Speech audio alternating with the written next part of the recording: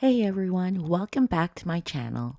Today's video might not be for everyone, but it's definitely something that needs to be said. On this channel, I talk about uncomfortable truths, the things people don't want to hear because it challenges their beliefs that many have gotten used to. I'm not here to attack anyone. I'm here to have real conversations that kind of make you pause and think and maybe even question your own perspective. Because growth doesn't come from staying comfortable, letting the elephant hide in the room. It comes from being willing to hear things that challenge us. So if you're open minded and if you're ready for a real discussion, you're in the right place. Sometimes the loudest voices calling out racism forget to check their own behavior. When someone condemns actions in others but justifies the same behavior in themselves, that's hypocrisy, driven by double standards. It often comes from bias and where people are more forgiving of their own group and harsher towards others. The truth is simple. If it's wrong when someone else does it to you, then it's wrong when you do it to them. Real change starts when everyone is held to the same standard, including ourselves. Because of my own diverse multicultural background, I don't see racism as something that belongs to just one group. It's wrong across the board. No one should get a pass card. But when I speak out about it, no matter who it comes from, I often get attacked from all sides. People expect you to only call it out in certain directions, not universally. For me, that doesn't make sense. If something is harmful, it shouldn't be acceptable for anyone to do. My perspective comes from my family and our diverse cultures, and also my experiences, by the way. And that's exactly why I believe no one should get a pass, no matter what group or tribe they associate themselves to. Accountability should be equal, no matter the race. We're living in a time where race baiting has become a shortcut to attention. The most divisive, emotional, and provocative the content is, the more it gets pushed and shared and likes and rewarded with more views. Instead of encouraging real conversations or understanding, it often fuels outrage because outrage keeps people watching. And the problem is when views becomes the gold, truth and balance can take a backseat.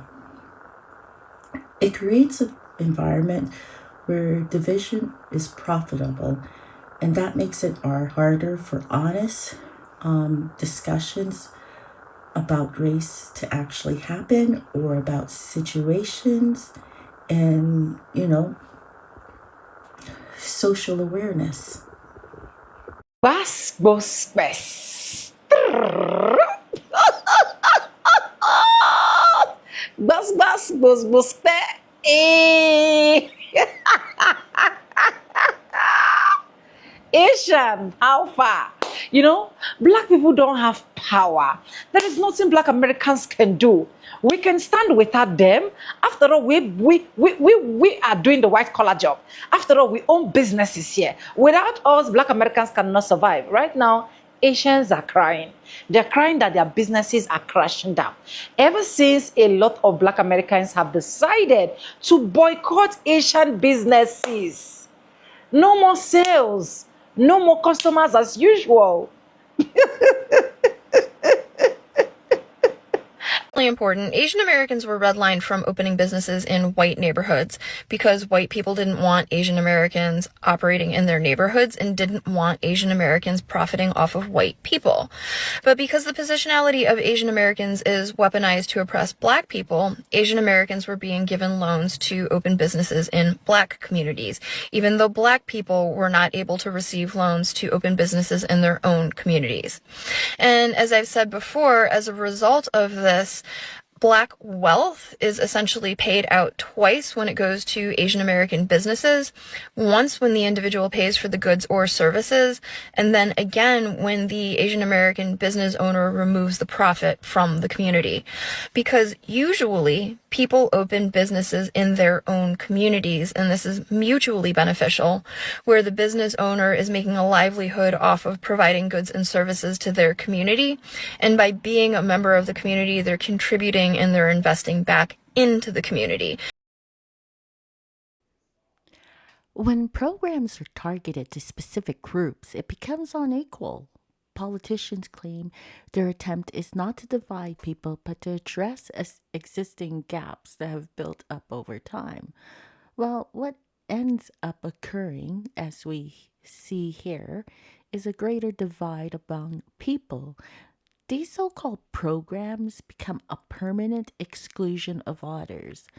These types of programs that are targeted just to specific racial groups end up creating greater racial division and resentment.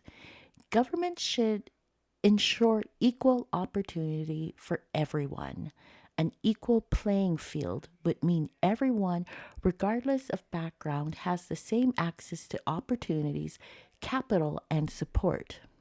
In reality, many people across different ethnic divides can be in the same economic position and still struggle to access things like business loans. I haven't been to an Asian beauty supply store since Stop Asian Hate. And I know what y'all about to say. Oh, it's not all Asian people, right? But in my experience, living where I live, Asian stores have been anti-black and racist towards black people. And that's not a what if, that's a fact. I've literally experienced that. I've experienced being followed around. I experienced being stared at and looked at weird and rushed. I've experienced those things. So I haven't been supporting Asian businesses since then. Okay. It wasn't hard for me to stop going to Target because I really didn't go anyway. But Walmart, it was kind of hard because I used to go all the time. But I stopped going to Walmart. So if I could stop going to Walmart, y'all can stop going to Walmart. What else? Yeah, that's been my way of protesting, boycotting, and spending my money in places where it better serves me. And I've just been mostly buying groceries and cooking things. I've been in an Asian restaurant probably twice since that Stop Asian Hate thing. And that wasn't of my own free, wasn't it? You know what I'm saying? Like, it was somebody else that wanted to go in there. So that's what I'm saying. That's my way of doing it. Y'all can respect it. Y'all can't respect it. Again, I'm not saying it's all Asian people that do these things, but from what I'm seeing, from my perspective, is a good chunk. So that's what I'm doing. I'm boycotting all Asian businesses. And I said it with my blood clot chest. A black woman who's really been making waves on social media lately. She's calling on the black community to basically boycott all Asian-owned shops, corner shops, restaurants, you name it. You think it's just an accident that black businesses disappeared? Now, why is she doing this? Well, she argues that Asian communities got a leg up from the British establishment. Like, historically, they had it easier getting mortgages, starting businesses, and just weren't targeted as much as black communities who faced, higher stop and search rates and more barriers to building wealth. So she's saying, let's redirect our money to black-owned businesses. And yeah, she's getting quite a bit of support from folks who feel like, finally, we're doing something to empower our own community.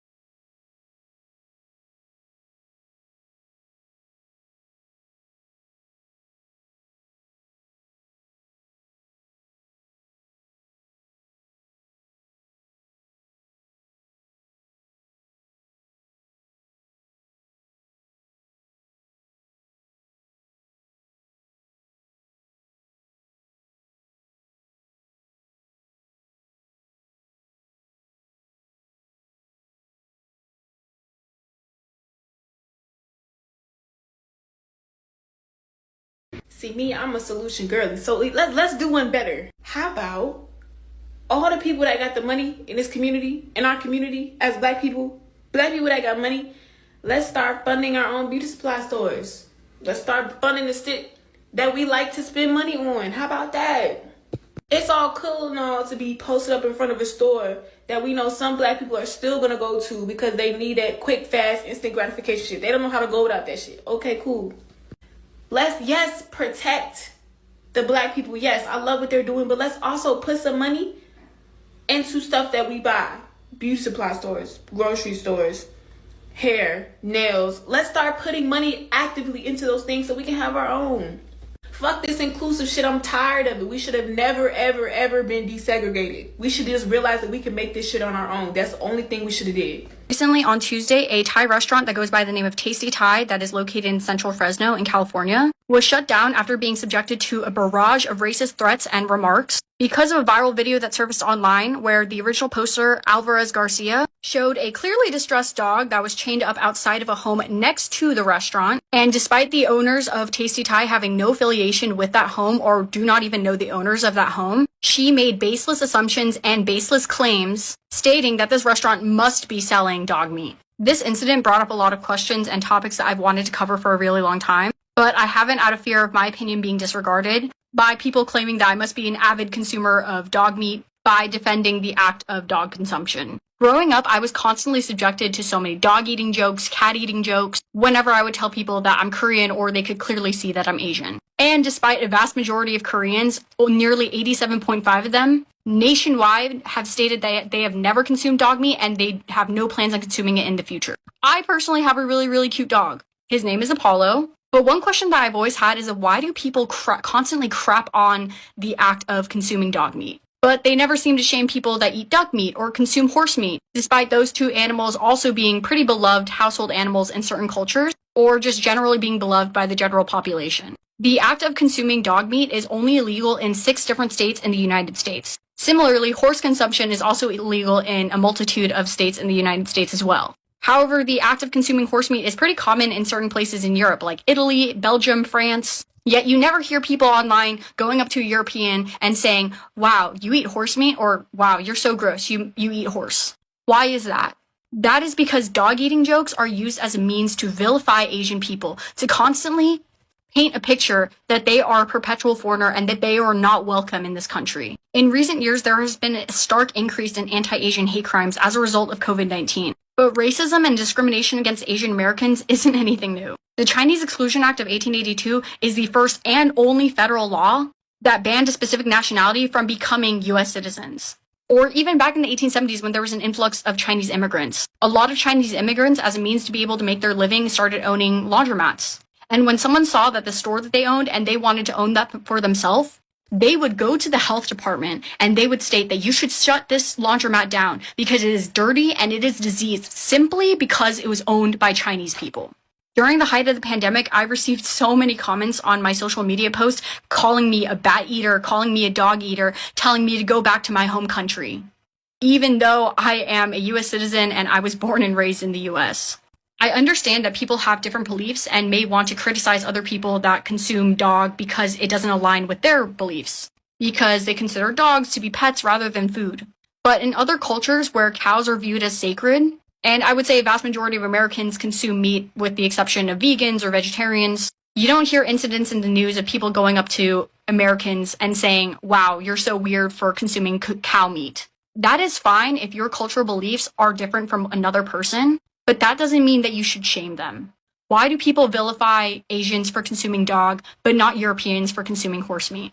It is because dog-eating jokes have been used as a way or as a means to vilify Asian Americans, to perpetuate the perpetual foreigner stereotype that is rooted in racial stereotypes and general cultural ignorance, in addition to xenophobia. This selective focus on dog consumption and these double standards just highlight a biased perspective that constantly targets Asian Americans as a means to reinforce this idea that Asians are not welcome in this country, that we are weird, that we're exotic, that we're diseased. This act of establishing Asian Americans as exotic or as perpetual foreigners can even be further reinforced with how Asians are fetishized by the media now.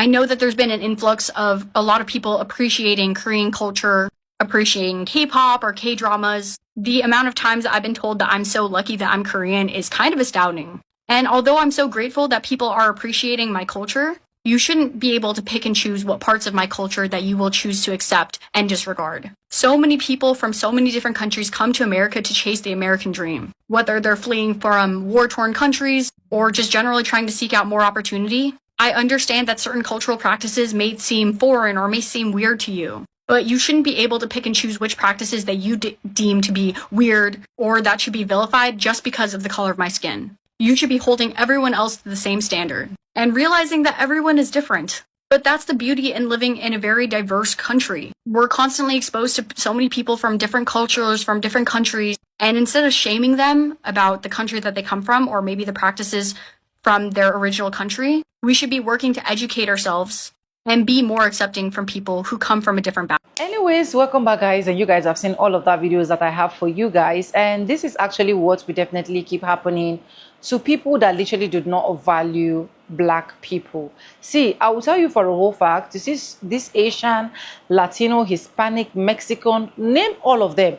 There are people that literally idolize white folks. They idolize white folks to the point that they think that everything about them is centered around white folks. They think that proximity to whiteness is actually white, not until they will start falling into reality.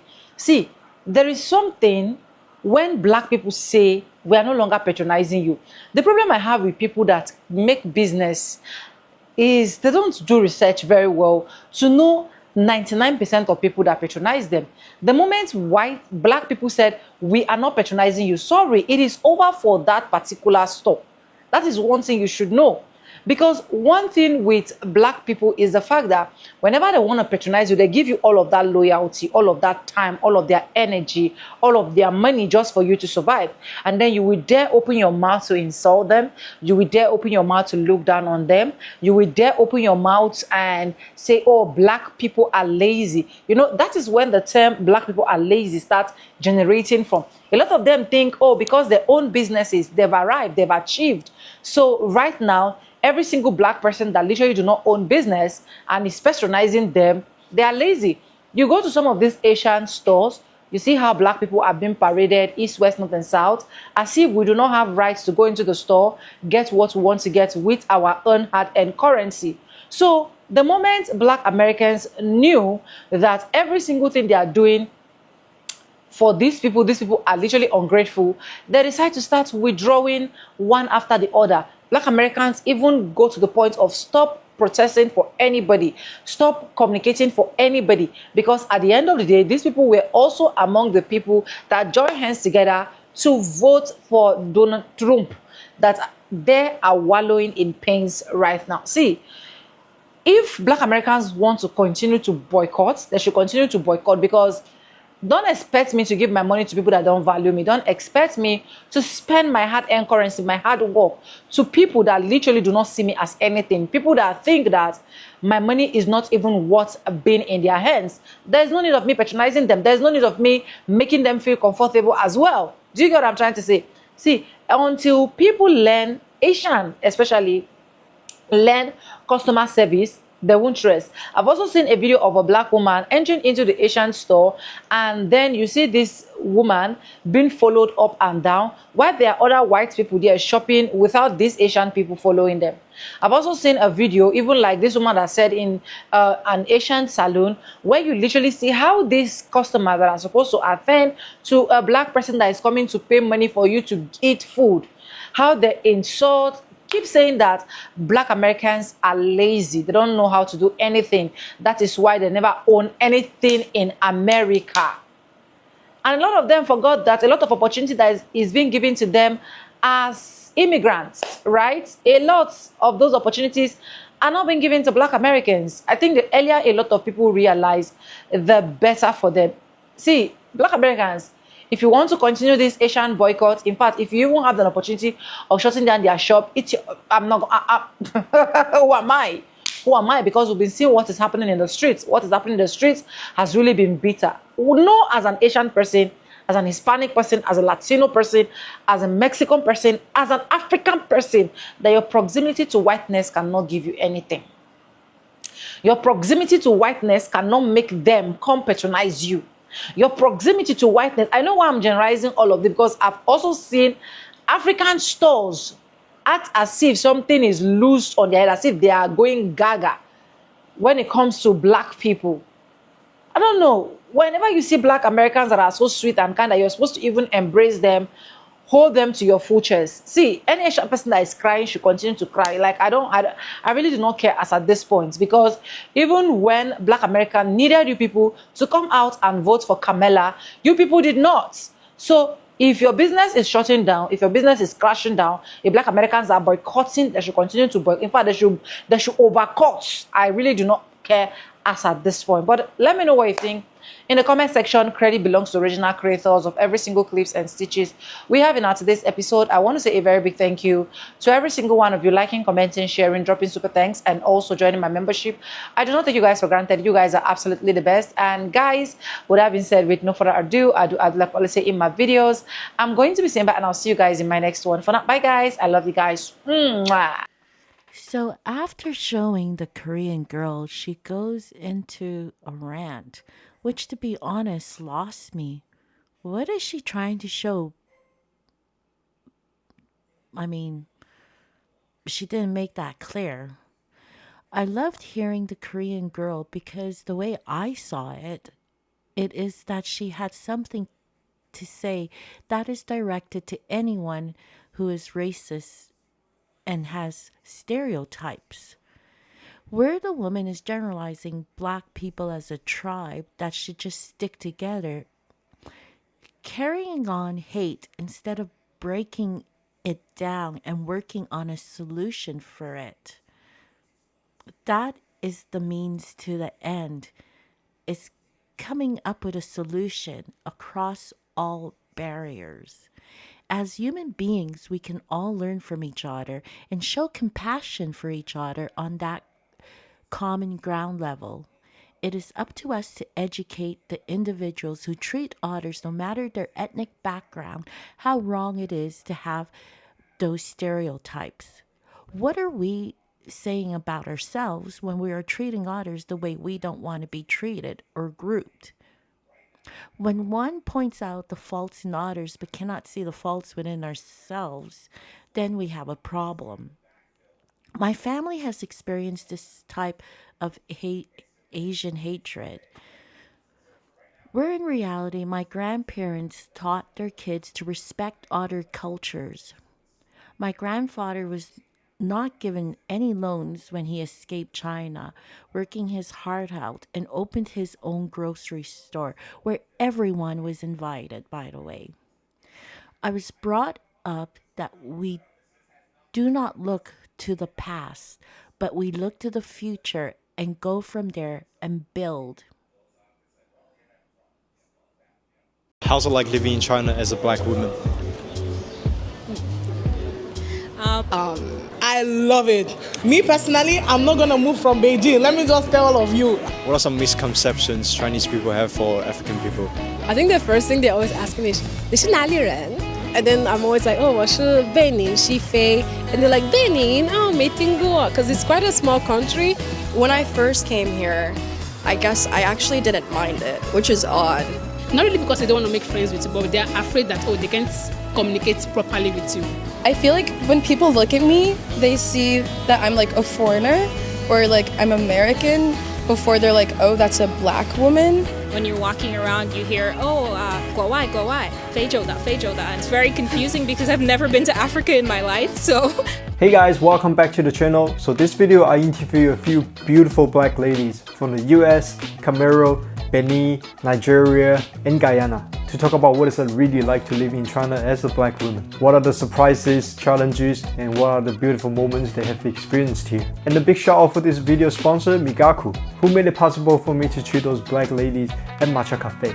By the way, you are going to be blown away of how good their Chinese is. Now let's jump in.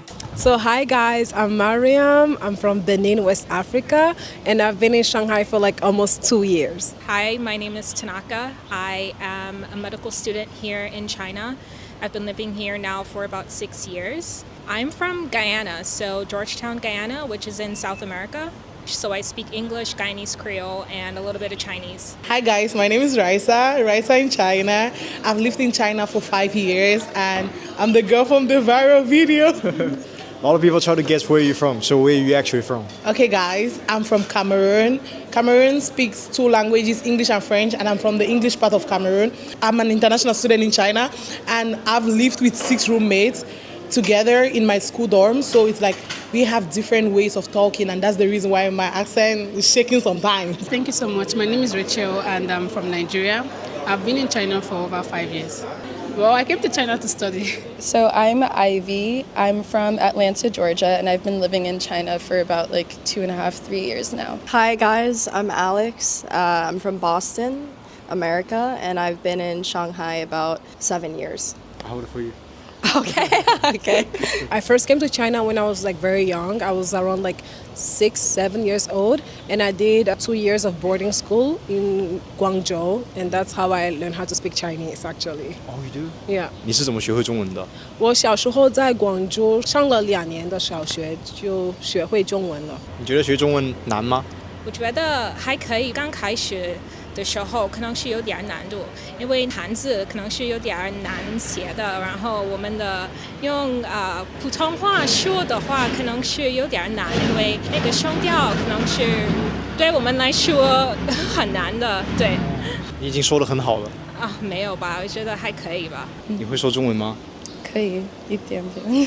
我上了上海纽约大学毕业了，和现在我就在上海，和我现在找一个工作。你今天穿的这个裙子还是叫连衣裙，很漂亮。你在哪里买的？在拼多多买的。Oh my god 我喜欢拼多多，也很便宜啊。多少钱买的？应该53，那不是48。你们觉得漂亮不漂亮？所以我爱中国，因为衣服都便宜、好看，质量好。质量好。对，可以说一点。但是这个是一个非洲的衣服呢，但是这个光是女生穿的。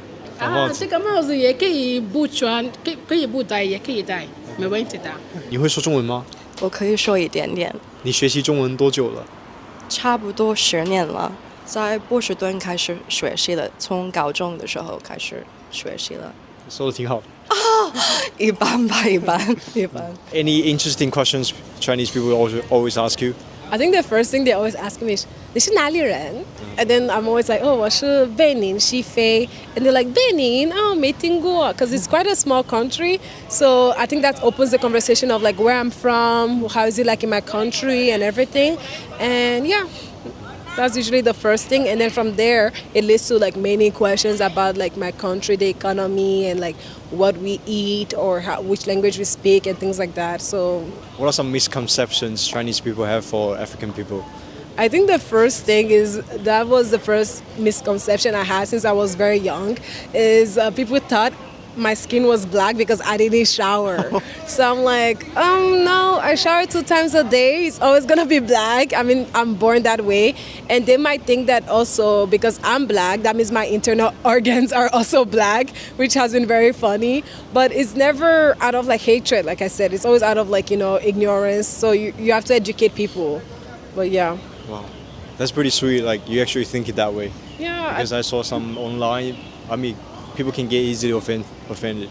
I think most people or like most foreigners need to know that, China has always been, it was like a closed country like 50 years ago. So they're not as exposed to like international people as we were since in our country. So we have to be like nicer to them and answer kindly. Yeah. To me, I think my experiences might be a little bit different because I'm here studying, so I'm not really immersed in like the culture specifically. I'm really just at school for the majority of the time. I mean, you do get a lot of looks, like as foreigners do, like they're wondering who that black girl is, or when you're walking around, you hear,国外, 非洲的, and then like everybody's staring, so it's very interesting to see. But I don't think it's too bad. Yeah. If you're white, you're either from America or Russia. Yes, yes, that's what they always Black, think. it's gotta be of Africa. It has to be Africa, and it's very confusing because I've never been to Africa in my life, so I always have to explain that I'm not exactly from Africa, but I am of African descent, you know. When you tell people you're from Guyana, what do people react? So a lot of people don't know my country, so I have to lead with that I am from South America, and then I say Guyana, which is in South America, because when I say Guyana, they automatically think that I'm saying Ghana, which is in Africa, so I have to give them the breakdown that it's not Ghana, it's Guyana. To be fair, I know a few countries in South America, but I didn't know Guyana. Yes, nobody knows about my country, so it's between Brazil, Venezuela, and Suriname, so it's just bordered by those three. Now I know. Yes, yes, yes. Cool. What's the best part about living in China? I love the fact that everything's accessible.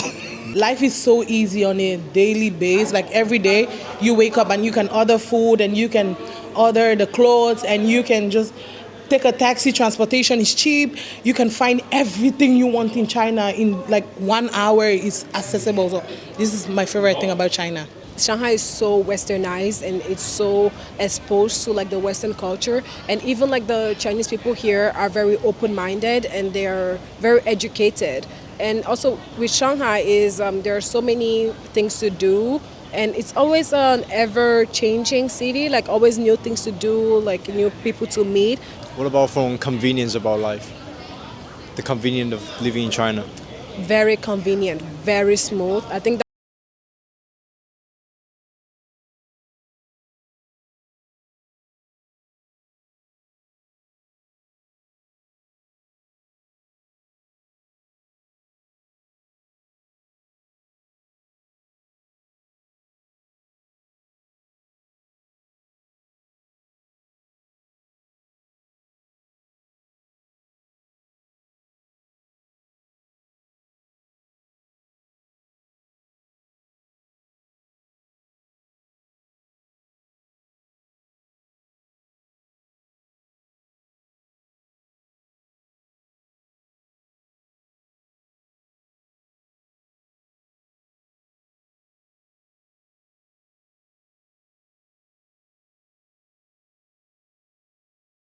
9 young Guyanese received scholarships to pursue studies in various fields for a 5-year duration in the People's Republic of China.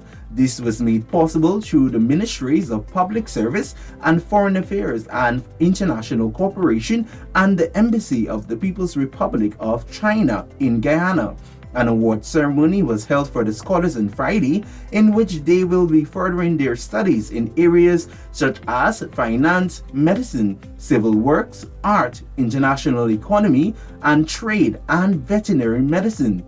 Chinese ambassador to Guyana, Gu Hawaiian, urged recipients to value this opportunity given to them and to do their best so as to be able to contribute to the country's development. Guyana has embarked on the fast development track and embraced great historical opportunities. It is in dire need of large number of quality workforce. Recently, as I noticed, Ministry of Foreign Affairs and International Cooperation has hosted a meeting on the labor shortage, and my understanding is that high-end talents, just like all of you, are more in demand than ever. Education and training are always important elements of our cooperation between our two countries. Since the signing of bilateral culture agreement in 1984, the Chinese government has provided about 220 scholarships to Guyanese students, and also organized a variety of bilateral and multilateral training courses. So far this year, only this year, 56 persons have been or will soon be trained in China. Dozens of others have attended courses online. Hawaiian noted that education and training are two components of strong bilateral cooperation between Guyana and China. Guyana has embarked on the fast development track and embraced great historical opportunities. is in dire need of large number of quality workforce. Recently, as I noticed, Ministry of Foreign Affairs and International Cooperation hosted a meeting and on the labor shortage. And my understanding is that high-end talents, just like all of you, are more on demand than ever. Education and training are always important elements of our cooperation between our two countries. Since the signing of bilateral culture agreement in 1984, the Chinese government has provided about 220 scholarships to Guyanese students and also organized a variety of bilateral and multilateral training courses. So far this year, only this year, 56 persons have been or will soon be trained in China. Dozens of others have attended courses online. Meanwhile, the recipients expressed elation at being able to further their knowledge in their respective fields of study and voiced appreciation to the governments of China and Guyana for this beneficial initiative. I'm ecstatic. First of all, I'm very grateful for the opportunity. I'm nervous to leave my family and everything behind for 6 years, but overall, I'm very excited and ready to start this new journey. I would say I'm very thankful, and I would give them my heartfelt gratitude. It's very exciting. Like, it's one thing to apply and have this as a chance, but to know you actually get through with it, it's very exciting, and I'm excited to see how it goes. In my degree in particular, it's special because I can't do veterinary medicine in Guyana. So China is providing me with the opportunity, a once-in-a-lifetime opportunity to get to do that degree.